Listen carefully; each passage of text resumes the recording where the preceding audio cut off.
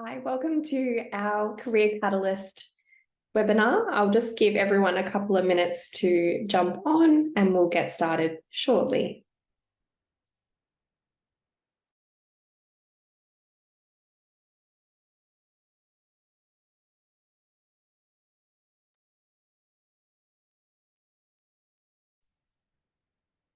For those of you who have joined on time, thank you for joining. Feel free to download a copy of our resume template, which I've put in the chat box in this Zoom.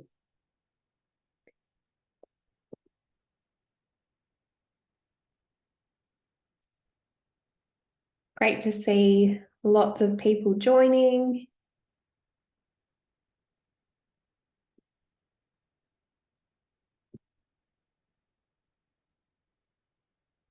Lovely. All right, we might kick off with today's webinar. So today's webinar is a Study Melbourne Career Catalyst webinar called Crafting Your Standout Resume. So this session is part 1 of 2. We'll have the second session in October via webinar, or if you'd like to, we're actually having it in person as well tomorrow night, which I'll explain in more detail shortly. So we'll kick off. If you have an existing resume that you have worked on yourself, feel free to use that, jot down some notes, or if you'd like to, there will be an option to download our template, which is very useful, and I've also put that in the chat box. So hello, I'm Ellen. I work at Intern Match. We're the delivery partner for the Study Melbourne Career Catalyst program. And Intern Match, we're all about getting students into great work placements and internships. So we do a lot of work with students of all backgrounds, and the Study Melbourne Career Catalyst program is all about getting you job ready. So we have lots of great resources like these webinars and in-person events that you can attend while you study in Melbourne or Victoria itself. So I'm the Events and Partnerships Manager. If you'd like to, I put my little QR code there if you'd like to add me on LinkedIn, which would be lovely. And keep going on. So I'd like to make an acknowledgement of country. So I respectfully acknowledge that I am hosting this webinar on the traditional land of the Kulin Nation, and I pay my respects to the elders past, present and emerging, and elders from other communities who may be joining us on this webinar. Today's agenda. So we have, as this is part 1, we won't go across the whole resume. A resume is usually 2 to 3 pages. And we can kind of dive right into lots of different elements of a resume, but we're keeping this just the first half, the first page, I guess, of a resume. And then there's lots of time for us to then discuss the second half and touch on cover letters in October in our part 2 webinar, or as I said before, come along tomorrow night to the Study Melbourne Hub, where we can do that all in person. We'll take you through part 1 again, a little 20-minute overview, and then get straight into part 2. And hopefully you can walk away with a great resume ready to go to start applying for jobs, whether it's part-time, casual, full-time, whatever it might be. We're here to help. So today's agenda, firstly, we'll run through the most important parts of your resume. Secondly, we'll run through how to list any relevant information. That's capturing anything that you may have, any work experience, education that you may have before you moved to Australia or since being here in Victoria. Then we'll move into building the layout of your resume, which is quite important, which we'll discuss shortly. And then showcasing yourself with great action verbs, just really knowing which words you should be using and how you can kind of replace outdated terminology, just to really stand out in your resume, which is a great tip. And then we'll do an overview of the session and talk about what to expect in the next webinar. So your resume is the first impression you're providing to your potential employer. So you want to make sure it's a great introduction. A resume, sometimes called a CV, is a document that lists your work experience, your education, your skills, and your achievements. You'll need a resume for almost any job. Even if you're approached for a role, they usually need your resume just to do a little bit of a check to make sure that you've got the relevant experience and the skills required for the role. And often you will need a resume and a cover letter. The cover letter we won't go into today, but in part 2, we'll touch on that so that you can make sure you have both documents ready. And nowadays, these are usually both submitted online, depending on how you're applying for the job, and sometimes even just via email. So it's important to have the documents up to scratch, ready to go as soon as you need them. So just to explain the difference, a resume is a broad overview of your educational and career history. It utilizes short sentences and dot points, which are nice and clear and easy for recruiters and employers to read. So it's more of a summary of your experience. Whereas a cover letter is more focused on the role, the job itself, and it usually utilizes longer form content and narrative. So really explaining what it is about the role that you're excited about, why it's a role that you're applying for, and what you can bring to the business.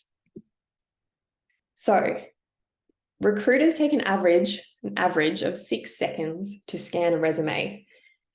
So they'll be recruiting for multiple roles. They'll have lots of other priorities. They'll have a short amount of time to find the right candidate for a specific role, and they shortlist. They really will have potentially hundreds of resumes come through for different roles. And on average, they give it 6 seconds. So they quickly have a look and they go, okay, yep, this person's got the layout right. Yep, I can read their personal details. I can see clearly that they've put in order of employment history, study, whatever it might be. So it's really important to just nail that first part of your resume, making sure it looks nice and clean, it's easy to read, and it gets straight to the point. So let's go into that, because the systems that they use, a lot of employers, a lot of companies use an ATS, which is a great system for them. It makes job hunting, the job process, quite efficient for them, which is, I guess that's just how it works. So, for example, if they have they receive 250 resumes, they may only kind of narrow that down to under 10. They may interview 4 to 6, and then obviously one job offer will come from that. So you almost have to think of it as, how will I stand out from the crowd? Let me just see. I think we've got a question from Daniela. If you'd like to write your question in the chat box, Daniela, I'll do my best to answer that for you as soon as I can. So I'm just, while you're waiting, if you have your phones, it would be great to either grab the QR code and download our template, or there's also a little code, a little link underneath, a bit.ly link, which is just a bit shorter. You can actually download a great template that we at Intern Match have created that just lays out your information quite nicely, and covers all the important parts of a resume. So I'll just keep clicking through. So I'll leave that one up for a little while. Of course, if you have an existing resume that you've been working on, you don't need to download ours. This is just if you're creating a new resume, or maybe you just don't like yours and you just think fresh start. I've also popped it in the chat box, so you can click the link and you should be able to download it. We'll also share it after the webinar with all the slides, the recording. You'll receive everything after this webinar. So hopefully that's enough time. So what to include in your resume? From that template, those that have downloaded it, it's quite clear. It is quite clear what you need to include if you look at the template, but we'll go through it in case you're not using the template. So your resume should include the following sections: your contact information, very important, you may think that they have all of your information just from Seek or LinkedIn or email or whatever you might be using, but it's important to pop it on the document. It's all the information is right there when they need it to contact you. Secondly, your career summary or career objective, which we'll go through shortly. Any work experience you have is crucial. Again, we'll go through that. If you don't have work experience, you might have project or group experience. And then you've got your education and qualifications, which if you're studying here in Melbourne, you can obviously list that course, any other short courses that you may have done as well.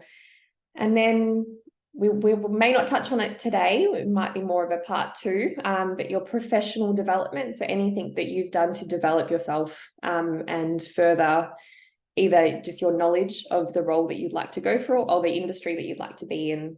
And then again, we'll touch on it briefly, but your professional and technical skills, which are very important to make sure that the recruiter or the employer knows. You have to, I guess, imagine that they have no idea who you are, what you've done before. Yeah. So contact information, you know yourself best. Make sure you put everything on there that you think is appropriate to have on there. We've got a list here, which is enough information for them to contact you, to reach out, to view your LinkedIn profile. So always include your full name, using a preferred name if you have one. Your phone number with an area code is important. Email address, always make sure you've checked over the spelling. A link to your LinkedIn profile if you have a LinkedIn profile. So if you haven't got a LinkedIn profile, you don't need to, that's not a mandatory requirement. It is a recommendation. If you do have a LinkedIn profile, even if it's basic, you just have your name, a couple of notes, some experience, and maybe a headshot.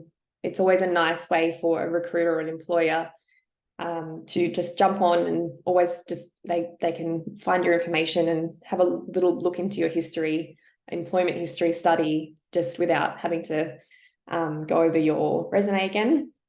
And of course your location. So some roles, it's just nice to clear it up, to make sure you write Victoria or Melbourne, Victoria, so that they know that you are based here.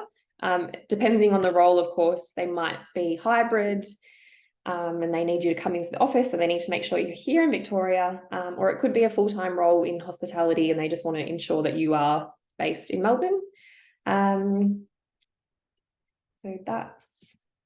So I'll just show you. So in our template, we've got that at the top right-hand side. In your own template, you can do that however you'd like.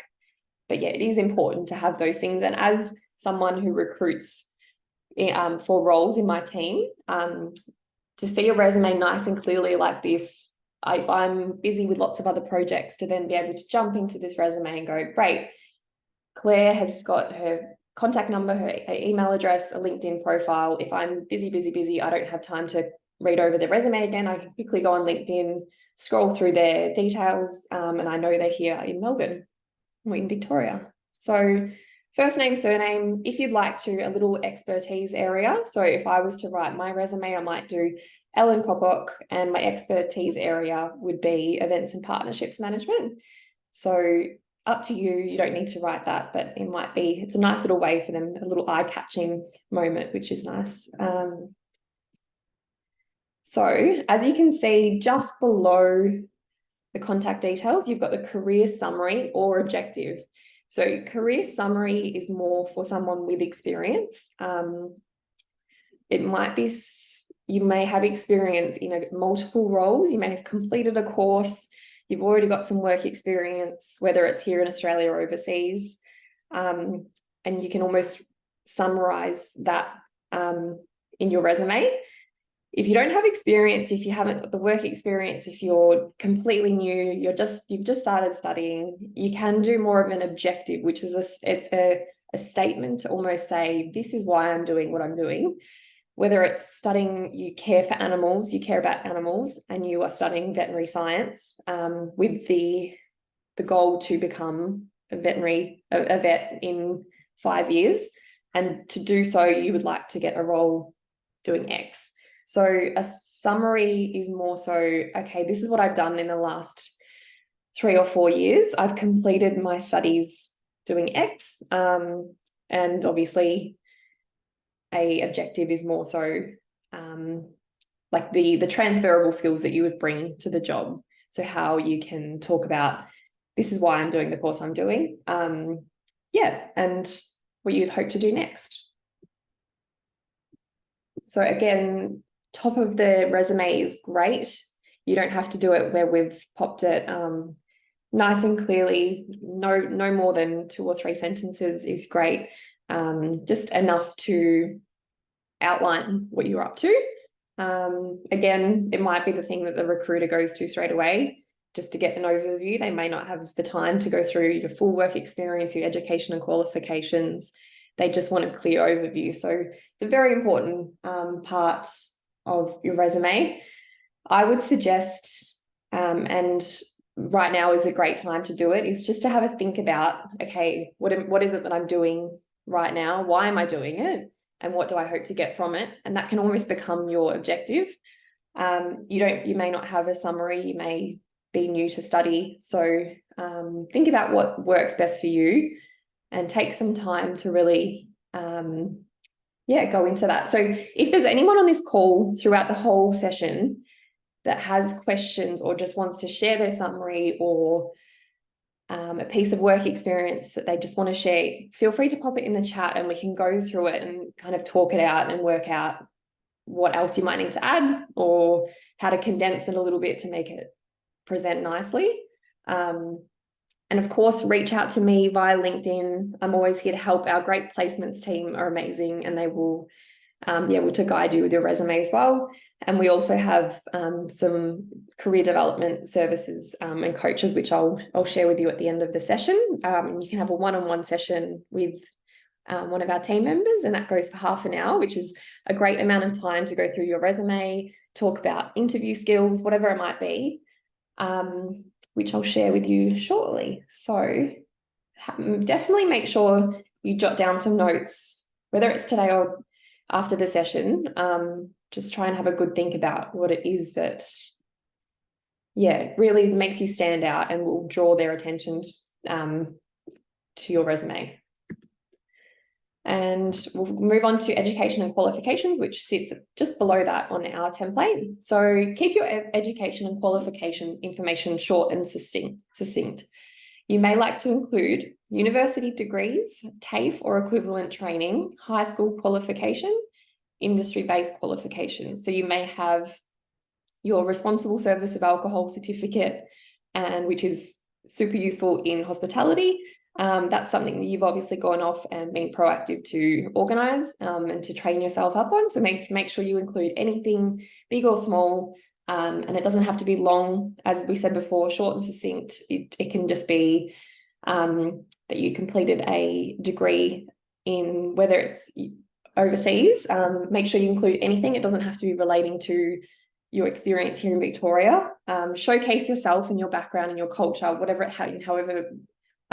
way that you think is appropriate for the role in the industry as well. So make sure you include things like the education provider name, again, University of Melbourne, a university back home, wherever that might be. Include the name of the education provider. The degree or the qualification name is obviously quite important, and the year obtained. So it can be something that you've already completed, or it could be you're still studying, which is fine. Just make sure you pop the commencement date, which just is, the year is fine, and either the conclusion, or if you're still studying, just write a little note that that's still a present education qualification. So that just sits just below your career objective, and can be as long as short as you need it to be, depending on how many things you'll be adding into that list.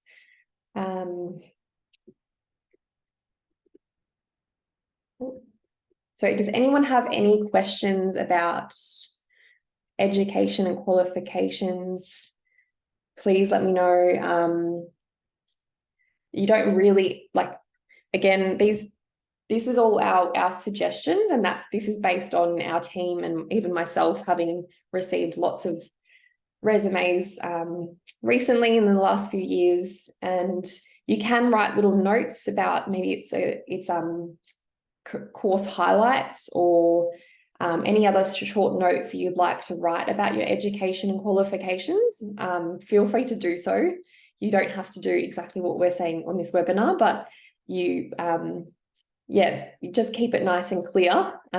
We've seen lots of resumes that have almost a little bit too much information, and they just don't look very sharp, and the layout is a bit thrown off if you have too much. So always make sure it makes sense and looks nice and neat. So we'll move into work experience, which is obviously a big one. It usually forms probably the biggest part of a resume. However, for some, it may not. You may not have much work experience. So it's all about working out how you showcase what you've done. It may be that you've coached a football team. It may be that you've done some babysitting, some dog sitting. You may have done something that you just think was an easy job, but make sure you put anything in there. It doesn't have to directly relate to the role, but shows that you've had some responsibilities in the past. So this is your work experience to date. Keep it in chronological order with your most recent role at the top. So if I was to pop in my most recent role, it would be events and partnerships manager at Intern Match, and the date being November last year, so 2022 to present, and then I'd dive into it. And then the next one would be my role previously. So So the who, what, when, where summary, a short explanation of the company, if you can, your tasks, responsibilities, and achievements, which I think the third point is obviously the most important. So just keep the other two nice and short. You don't need to elaborate too much into those. It's all about showcasing what you've done, which is the most important. So here's an example. So the company is Intern Match, and the role that you held was marketing intern from March last year to June last year. So a little 3-month internship in Melbourne. And as you can see there, Intern Match is a global edtech company focused on increasing employment and career outcomes through internship placements. So you've given a little bit of an introduction into what the business is, which is handy for recruiters and employers to know what it is that you worked on and who it was that you worked with. And then over on the right-hand side, the responsibilities and achievements. So you assisted in managing company platforms, the social media platforms, including LinkedIn, Facebook, and Instagram.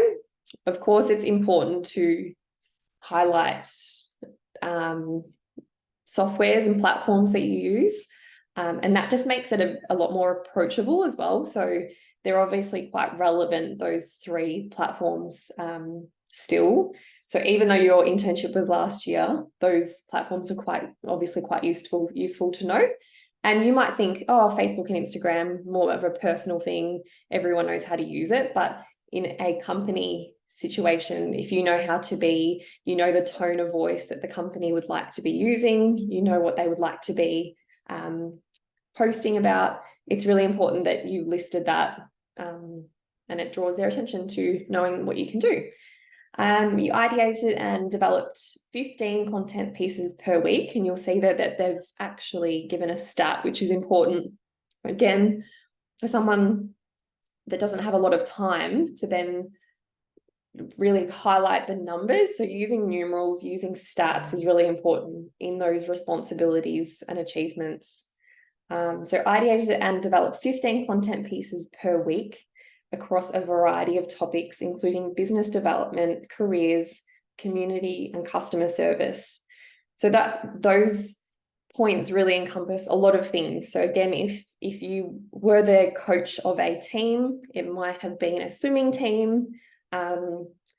You can say I was responsible for like this safety, and safety is obviously a huge thing. So that you could really break that down a little bit if you'd like, and almost think about what you did in a bigger picture. So you might just say, oh, safety, yeah, I made sure that everyone knew what they were doing. But think about, okay, I had to receive this training or whatever it might have been, and just make sure you include all of that, because you've gone and done a lot of work to get that experience. So you may as well make sure it's on there.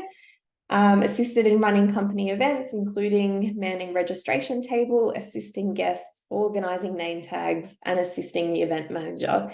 So again, a great way to showcase what you've done is by talking about a role that you may have helped out.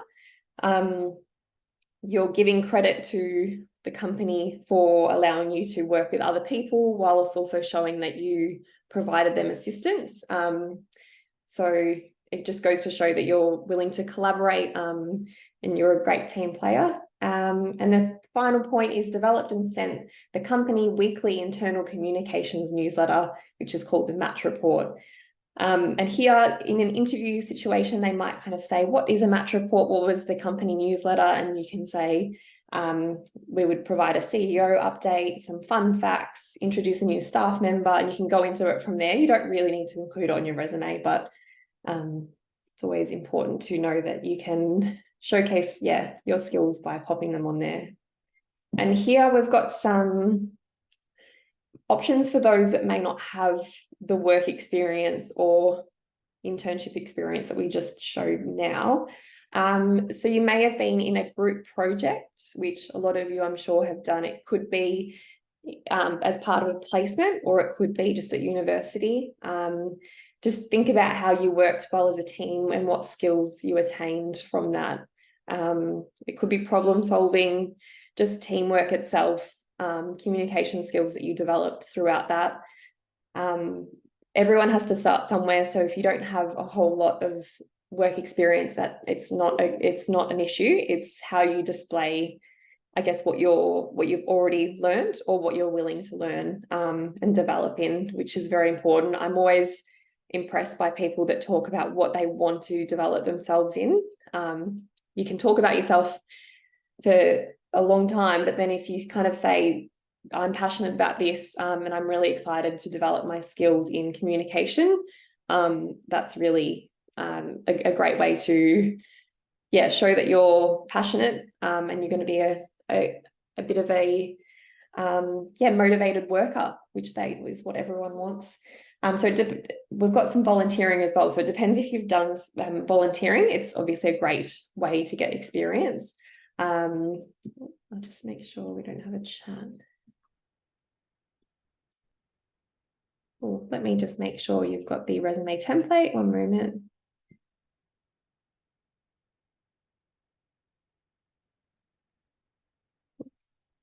Oh, sorry. There may have been a little issue with the chat box. My apologies if you couldn't type in anything there. Okay, hopefully that worked. And if you have any questions, please let me know. And if it's relating to anything we've already covered, happy to go back to it, no stress. And hopefully you can download the template there if it comes up.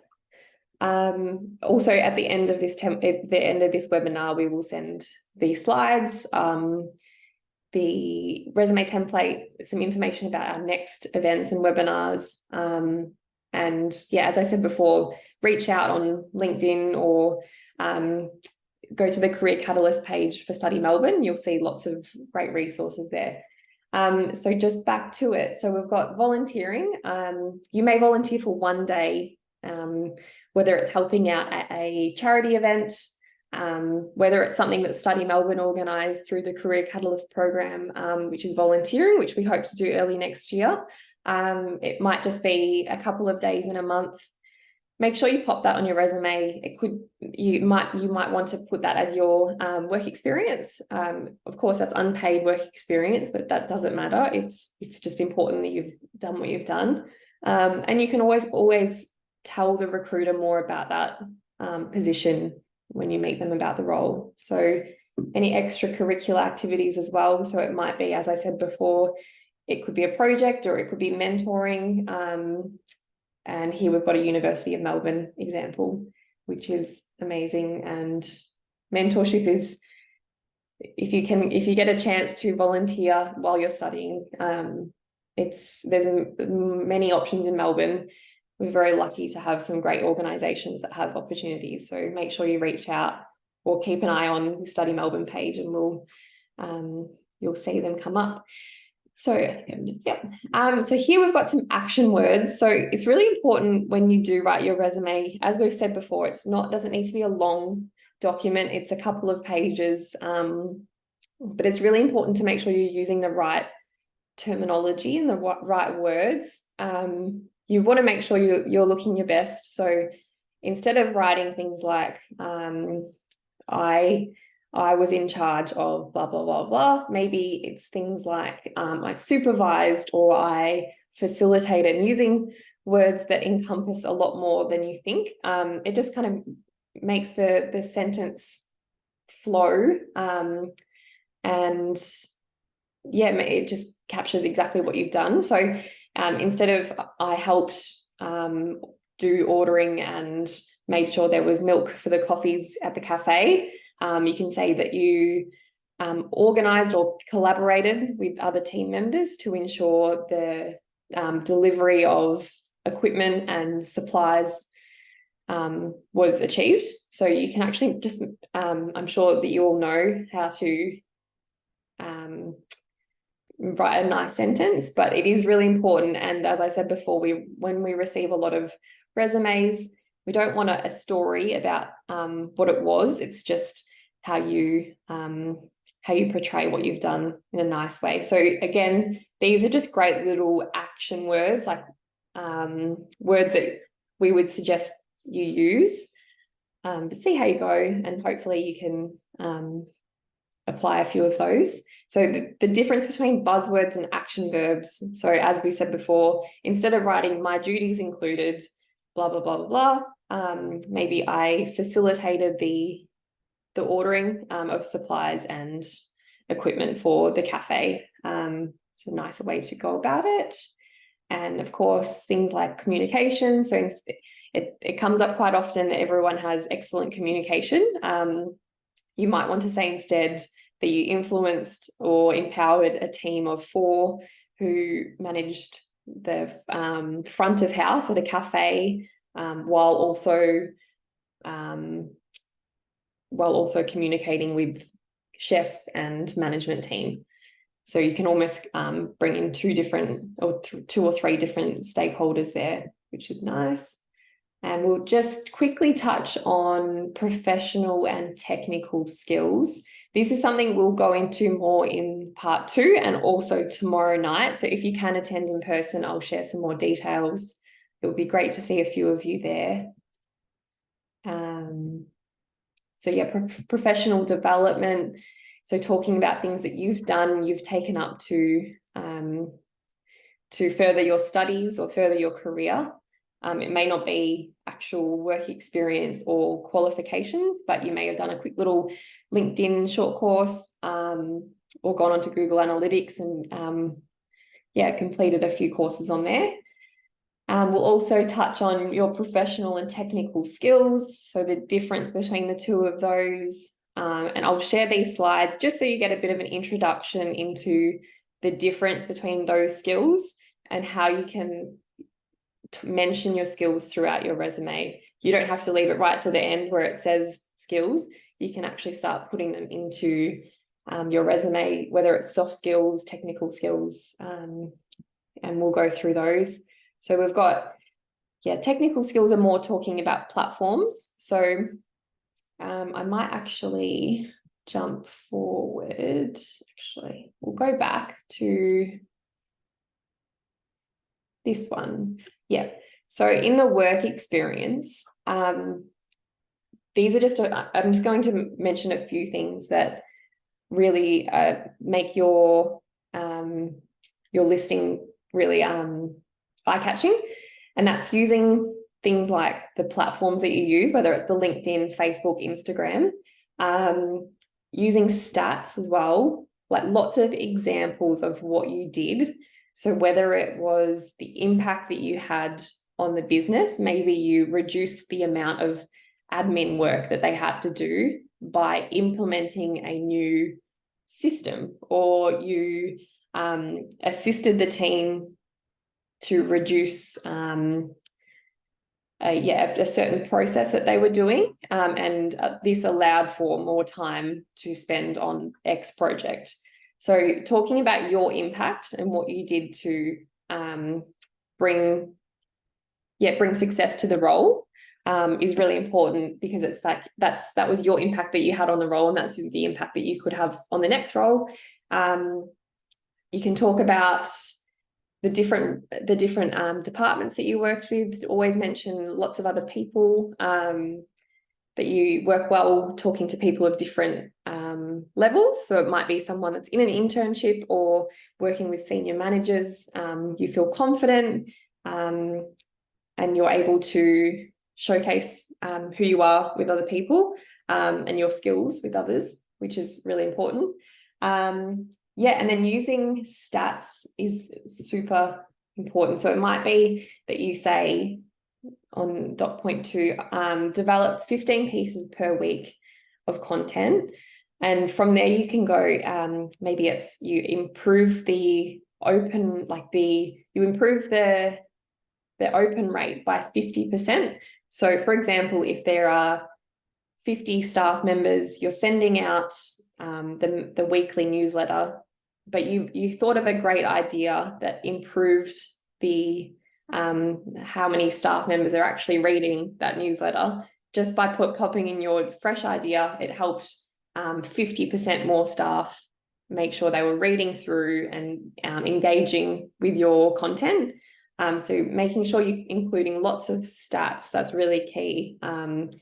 So for example, if I was talking about my role, I would say that I manage, for example, 52 events per calendar year, with 8 of those events being more premium events, and then 50% of them being student events like webinars and resources that we have through Career Catalyst, and engaging with 3 to 4 team members who support throughout that calendar year. So it's really important. And when I'm looking to recruit, I always make sure they're using key stats. I find it very helpful. It reads well, it just looks nice and neat, but it also shows that they've gone and thought about what their impact was at the company. So yeah. Does anyone have any questions yet? Or we won't go too much further in. I know that might be a lot of information to get you started. Make sure you use the template. It's super helpful. I've used it. A lot of people at Intern Match use it, because a lot of the templates that you might find are a little bit outdated. It's up to you. You might be in a role that's in design or in more of a creative role. So you might want to use a bit more of a, use your creativity a bit more to make your template. Or you might just be in a role that you just need to get a resume to someone. It needs to be nice and neat. Some of them can be a little bit too messy. This one keeps you in the boxes. It keeps you nice and neat. And it also lays it out really well for the employer. So here we've got some layout rules. So I would suggest 2 pages for a resume. If you have 1 page, that's fine. It just shows that you need to get more work experience or more qualifications, which is fine. You're obviously working on it. You're motivated to do so. It's just a short one to start with. So resume is usually 2 to 3 pages, plus a cover letter. Cover letter we'll touch on in the next session. Make sure you use white space, so keep it nice and clean looking, which the template really helps with. You don't need to fill everything out. Just actually keep it in the format that it is. Keep it really easy to read. Use your space effectively. So lots of dot points. Dot points are always really good in a resume. As I said before, 6 seconds, it's not long for a recruiter to have a quick look. If you have something in dot points, it's quick. There's short, sharp little bits of information that they can grab and have a look at. Clear headings is important. You don't need to write a heading for personal information or anything like that, but more so work experience, your career summary or objective. Make sure your name and contact information is at the top of the page, and references at the end, which we will touch on in the second part of this webinar. If you have any information about, or you'd like to just share your resume, you're welcome to do so. In the chat, you can actually just send it straight to the host, which is me, and I'd be happy to help and reach out to you and share some tips if you'd like to share that. And you also don't need to share it with everyone if you're not comfortable. You can share it directly with me. And just to kind of wrap up and give a bit of an overview of what we've discussed today, which we'll go into more detail in October or tomorrow night if you can attend. So the do's of resume writing: make sure you save your resume as a PDF. The template that we've shared with you, you can save as a PDF. It's obviously something you can edit, but make sure it's PDF. It just opens a lot better for recruiters. And if they're using the systems that I mentioned at the start of this webinar, that they just simply put a PDF document into the system and the system does what it needs to do to pick out the information that they need. PDFs make that a lot nicer. It's not pulling information from a document that's kind of like the layout is, the formatting is a bit off. And then PDF as well opens nicely in an email. So again, they're not wasting their time. They're not trying to convert it to a new Word or Microsoft or whatever it might be. A good length is 2 pages, 3 if you need to. Mine's 3 just because I've had a couple of different roles within the same company prior to intern match. And I've also included a few more dot points in areas just to kind of summarize it a bit more. Make sure it's clean, simple, neat. You've got lots of facts, examples, as I said before, figures, love figures, well written. Get someone else to read it for you.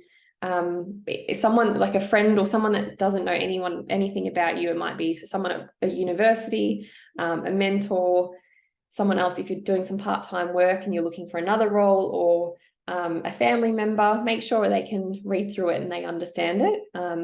Sometimes your resume you don't really want to share with others. You feel like, oh, it's mine, I'll just share it with the employer or the recruiter, but everyone's got one, so you just share it around, and the more feedback you can get, the better. So, and customize your resume for different jobs. So we'll go into that in the next session, but it's very important to make sure it makes sense to the role. There's not really much point talking in depth about your experience in hospitality if you're going for a role as a vet or as a doctor or whatever it might be.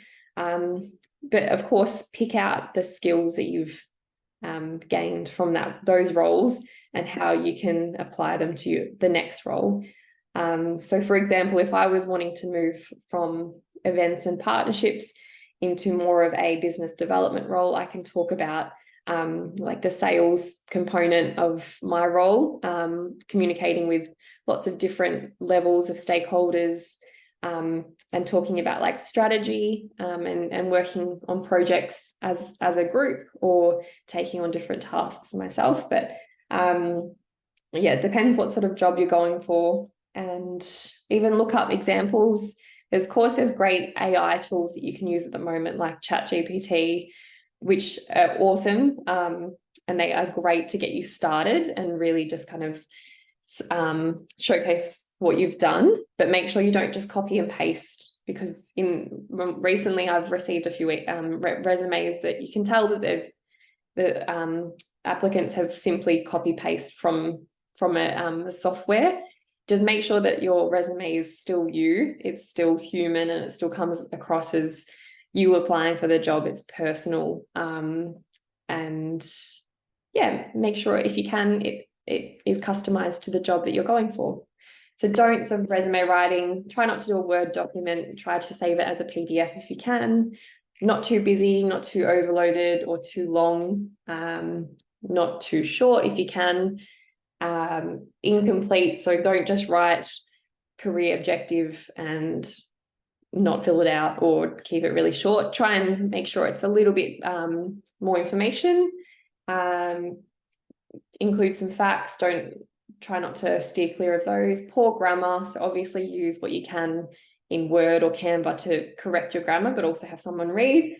And of course, badly designed. So hopefully our template can help a few of you out there, because it's quite a good layout. And we've shared it with hundreds